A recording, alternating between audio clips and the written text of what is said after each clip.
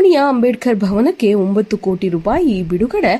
High tech ಸ್ಪರ್ಶ ಪಡೆದ ಅಂಬೇಡ್ಕರ್ ಭವನ. ಚಿಂತಾಮಣಿ ನಗರದ ಅಂಬೇಡ್ಕರ್ ಭವನ ನಿರ್ಮಾಣಕ್ಕೆ ಸರ್ಕಾರವು ಹೆಚ್ಚುವರಿಯಾಗಿ 9 ಕೋಟಿ ರೂಪಾಯಿ ಬಿಡುಗಡೆಗೊಳಿಸಿದೆ.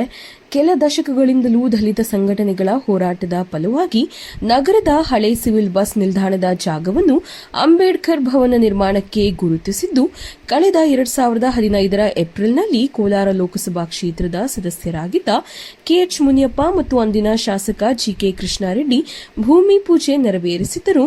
ಬಳಿಕ ಕಟ್ಟಡ ಮಾರ್ಕಿಂಗ್ ಗುಂಡಿಗಳನ್ನು ಮುಚ್ಚುವ ಪ್ರಕ್ರಿಯೆಯೊಂದಿಗೆ ಕೆಲಸವು ಸ್ಥಗಿತಗೊಂಡಿದ್ದು, ನಿಧಾನಗತಿಯ ಕಾಮಗಾರಿಗೆ ದಲಿತ ಪರ ಸಂಘಟನೆಗಳು ಆಕ್ರೋಶ ವ್ಯಕ್ತಪಡಿಸಿದ್ದವು.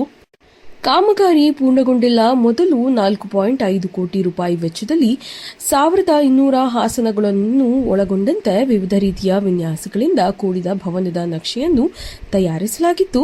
ಇದರ ನಡುವೆ ಯಾರ ಗಮನಕ್ಕೂ ತರದೆ 4.5 ಕೋಟಿ ರೂಪಾಯಿ ಬದಲಿಗೆ 2.9 ಕೋಟಿ ರೂಪಾಯಿ ವೆಚ್ಚದಲ್ಲಿ ಕೇವಲ 300ರಿಂದ 400 ಆಸನಗಳುಳ್ಳ ಭವನ ನಿರ್ಮಾಣದ ಕಾಮಗಾರಿ ಕೆಲಸ ಪ್ರಾರಂಭಿಸಿದ್ದು, ಇತ್ತೀಚೆಗೆ ಜಿಲ್ಲಾ ಉಸ್ತುವಾರಿ ಸಚಿವರಾದ ಡಾ ಎಂಸಿ ಸುಧಾಕರ್ ಸ್ಥಳಕ್ಕೆ ಭೇಟಿ ನೀಡಿ ಕಳಪೆ ಮತ್ತು ಅವೈಜ್ಞಾನಿಕವಾಗಿ ಕಟ್ಟಡ ನಿರ್ಮಾಣಕ್ಕೆ ಅಸಮಾಧಾನ ವ್ಯಕ್ತಪಡಿಸಿದ್ದರು. ಸಂಬಂಧಪಟ್ಟ ಅಧಿಕಾರಿಗಳನ್ನು ತೀವ್ರ ತರಾಟೆಗೆ ತೆಗೆದುಕೊಂಡಿದ್ದರು.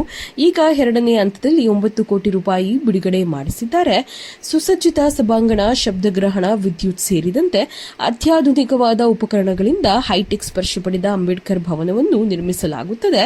ಸರ್ಕಾರವು 2 ಹಂತದಲ್ಲಿ ತಲಾ 9 ಕೋಟಿ ರೂಪಾಯಿ ಮಂಜೂರಾತಿಗೆ ಆದೇಶ ನೀಡಿದೆ.